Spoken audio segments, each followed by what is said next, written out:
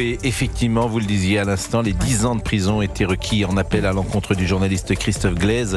C'est vers lui que vont nos pensées à ce moment de la journée. Le journaliste français emprisonné depuis fin juin en Algérie après une condamnation à 7 ans de prison avait demandé la clémence de la cour d'appel.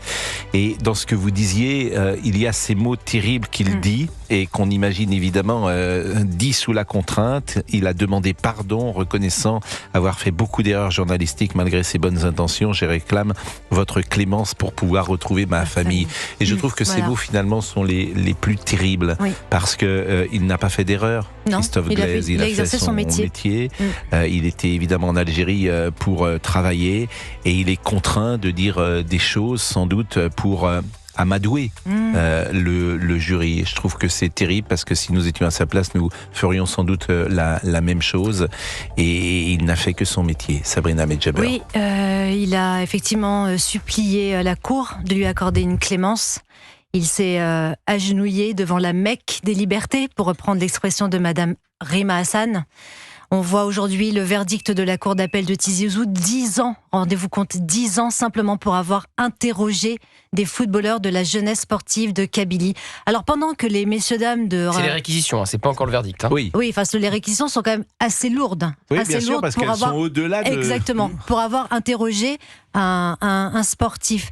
Et je pense à toute cette phalange de Reporters sans frontières qui, plutôt que de se préoccuper de la falsification des faits sur Europe 1, CNews, le JDD, devraient se préoccuper du sort de l'un de leurs confrères emprisonnés injustement par le régime algérien. Alors Christophe Glaise, évidemment son nom est devenu familier aux auditeurs. C'est un collaborateur des magazines français SoFoot et Society, c'est-à-dire c'est, comment qualifier ces magazines, c'est l'underground parfois de la presse, c'est quelque chose qui est très lu, très suivi, qui n'est pas dans les médias traditionnels ou institutionnels, SoFoot et Society, et c'est sûrement un garçon que je ne connais pas d'ailleurs, mais qui est de grande qualité et qui est donc emprisonné, embrigadé depuis fin juin en Algérie. Oui. Ce qui se passe autour de cette affaire est absolument hallucinante, puisqu'il faut savoir qu'il est emprisonné depuis plus longtemps que Boualem Sansal. Avant de connaître la case prison, il était en résidence surveillée, donc il était déjà évidemment entravé. Il ne pouvait pas retourner en France, il ne pouvait pas quitter le territoire algérien. Or, Boualem Sansal ne le savait pas, et peut-être que s'il l'avait su, il ne serait pas allé en Algérie pour tomber dans la gueule du loup. Pourquoi est-ce qu'on ne l'a pas su ? Parce que le Quai d'Orsay a dit à Christophe Glaise: taisez-vous, ne dites rien, ne médiatisez pas cette affaire. Ils l'ont dit aussi aux proches de Christophe Glaise présents en France. C'est comme ça qu'on va le sortir de là. Hop, procès, prison, appel, réquisition, 10 ans. Donc, ce système du silence, de la parole contrainte, on voit ce que ça donne. On demande en ce moment à Boualem Sansal de se taire, ou de maîtriser sa parole, de ne pas dire tout ce qu'il pense, pour sortir Christophe Glaise de cette affaire. Donc on va voir encore une fois si la pardonnez-moi de vous interrompre, c'est logique qu'on demande à Boualem Sansal de se taire sur ce qui se passe en Algérie. Je le comprends et je pense que c'est une bonne chose. J'ai pas dit le contraire. Et même si on ne lui demandait pas, je pense que de lui-même, parce que Christophe Glaise est emprisonné, il aurait cette attitude.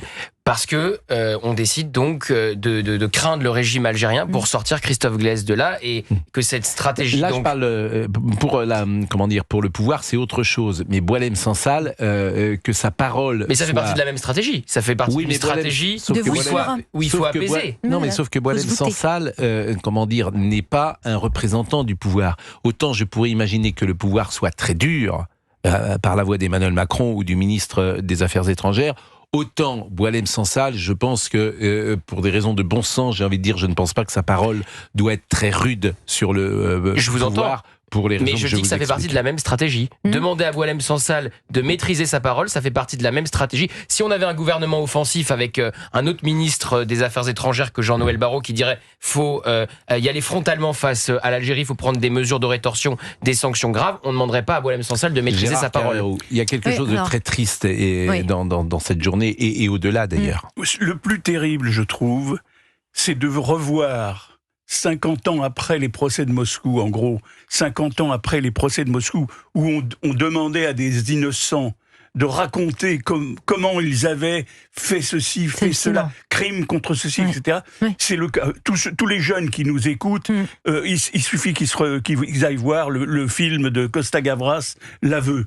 L'aveu avec Yves Montand, et ils verront ce que c'était qu'un procès de Moscou. Et là, notre confrère Christophe Glaise, à qui je pense avec vraiment Oui. avec fraternité Oui. aujourd'hui, Oui. il est en train de subir. Alors qu'il n'y a plus il y a plus de Moscou, si j'ose dire, il n'y a plus de stalinisme, soi-disant, et il y a un stalinisme qui reste dans. Et c'est vrai que cette dictature, je le dis entre guillemets, pour pas encore les énerver, mais cette dictature algérienne, vous n'avez pas besoin de mettre des guillemets. oui, non, mais je le dis parce Ça que, l'est, hein, vraiment. parce que comme le dit Pascal, c'est pas le moment d'en rajouter, mais c'est quand même terrible de voir comment le système communiste, avec tous ses excès, ses crimes, subsiste dans des pays, et c'est vrai que toute la nomenclature algérienne a été formée par les communistes à l'époque communiste. Alors, si le jugement à venir est au-delà du premier jugement, qui était donc 7 ans de prison, pardon, mais je pense qu'il va falloir quand même que la France, que le président Macron, que le ministre des Affaires étrangères revoient quand même leur copie, et que ces accords de 1968 soient revus une fois pour toutes. On ne peut pas laisser les choses comme ça avec l'Algérie, être mou en permanence. Pardon. Sabrina Medjaber, vous sembliez avoir des informations précises tout à l'heure lorsque vous avez dit Christophe Glaise s'est agenouillé, c'était au sens métaphorique. Oui, bien sûr, au sens métaphorique. Vous n'avez pas d'informations particulières sur la manière dont c'est conduit ce matin, cette audience. Absolument, c'est métaphorique, mais en effet, c'est le reflet de la voussure à la fois d'un journaliste condamné et à la fois effectivement d'une France qui n'arrive pas à s'affirmer vis-à-vis des desiderata des autorités algériennes. Voilà. Eh bien, écoutez, et Laurent Nunez qui doit aller sur place dans les prochains jours. Et j'attends de voir parce qu'il est très encensé. J'espère qu'il n'ira pas tant que Christophe Glaise sera dans les geôles. Jean-Noël Barrot y est allé quand les deux étaient prisonniers, à la fois Sansal et Glaise. Et Laurent Nunez est très apprécié par la presse algérienne que je lis quotidiennement. Il est encensé. Donc on verra si le ministre de l'Intérieur obtiendra des résultats. Penser à Christophe Glaise et à son calvaire nous fait dire ou voir comment nous vivons ici, nous en France, en miroir, et la chance que nous avons d'être là autour de cette table. Oui. Pensons à sa famille, les difficultés de sa famille, son inquiétude. Il est seul, sans doute, dans une cellule, et la vie est souvent, nous disons cela, la vie est à la fois un miracle, mais elle est souvent horrible.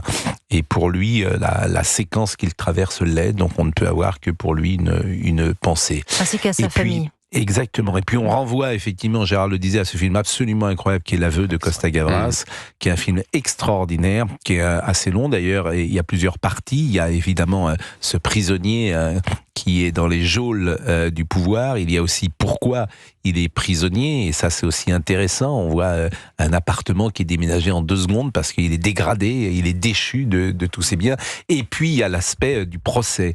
Et en fait, on apprenait à tous ceux qui comparaissaient un discours, on leur demandait d'apprendre par cœur les réponses. Ils étaient suivis par une personne, chaque condamné ou chaque jugé avait une personne avec lui qui lui faisait répéter les questions, répéter les réponses. Et le deal, c'était, si vous dites ça, il y aura une indulgence. Et dans l'aveu, ils sont une vingtaine ou une trentaine à comparaître, ils disent tous ce qui a été prévu, ils sont tous condamnés à mort. Et donc c'est la double peine, si j'ose dire, parce que non seulement tu meurs, mais en plus tu meurs sans tes idées, en ayant en ayant expié devant la cour. Mais c'est un film vraiment extraordinaire qui n'a pas pris une ride. Moi je l'ai revu il n'y a pas très longtemps, dans le rythme, il passe assez peu d'ailleurs à la télévision, et c'est dommage. C'est assez dur même de le trouver en DVD, etc. Oui, je suis d'accord avec vous. Il y avait les coffrets de Costa Gavras qui ont permis de le ressortir. Et puis ça a été évidemment le grand réveil, ce film de Yves Montand et de Simone Signoret. C'était après leur voyage en URSS. Oui, alors c'était quand même bien après leur voyage, parce qu'on doit être en 69, c'est une conséquence de ce voyage. Mais en tout cas, l'aveu, et il y a cette image très célèbre de Montand avec des lunettes de soudeur, sans doute. Et puis, vraiment, c'est un film, une fois que vous l'avez vu, vous ne l'oubliez plus. C'est-à-dire qu'on lui demande, par exemple, de marcher tout le temps dans la cellule, et de temps en temps, il y a quelqu'un qui rentre, mais quoi, de temps en temps, régulièrement, marchez.